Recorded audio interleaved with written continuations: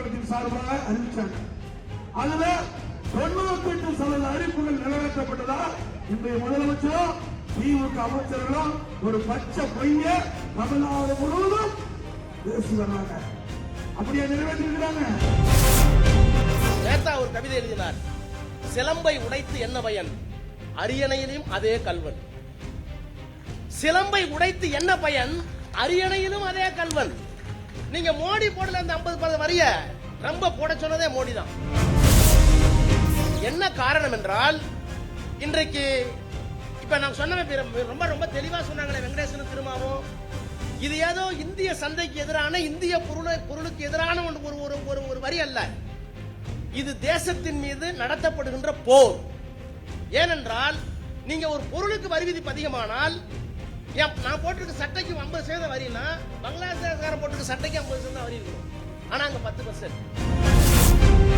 நாங்க அண்ணன் எடப்பாடி வந்தது, அதுக்கப்புறம் நாங்க எல்லாம் இணைந்து மேடையில இருந்தது, நாங்க எல்லாம் வெற்றிகரமாக தேர்தலை சந்திக்க போது அதுலதான் கவனம் செலுத்தணும். இடையில சில அரசியல் நிகழ்வுகள் வந்தா அதுக்கு நான் கமெண்ட் சொல்ல எனக்கு தகுதி இல்லைன்னு நான் நினைக்கிறேன். மாண்புமிகு ஹோம் மினிஸ்டர் அமித்ஷா அவர்களே, அவர்களுக்கு எவ்வளவு நெஞ்செழுத்தம் இருந்தால் கண்ணீரும் ரத்தமும் சிந்தி தியாகிகளின் கோட்டமாக இந்த தமிழ்நாட்டை திராவிட இயக்க கோட்டையாக ஆக்கி தந்த ஒரு இயக்கத்தை, திராவிட முன்னேற்ற கழகத்தை வேரோடு பிடுங்கி எறிய வேண்டும் என்று நீங்கள் சொல்வீர்கள். ஜவுளி தொழில் அதிகமா தமிழ்நாட்டில் இருக்கு. நகை தொழில், வைர தொழில் குஜராத்தில் இருக்கு. உடனடியா நீ குஜராத்துக்கு சலுகை கொடுக்க தெரியுது இல்ல, வைர வியாபாரிகளுக்கு உனக்கு சலுகை கொடுக்க தெரியுது இல்ல. ஏன் திருப்பூர் இல்ல, ஒரு கண்ணுக்கு வெள்ளையும் இன்னொரு கண்ணுக்கு சுண்ணாம்புமா? சாதி பெருமை பேசிட்டு நீ சண்டை போட்டுட்டு தான் கிடக்க முடியும்.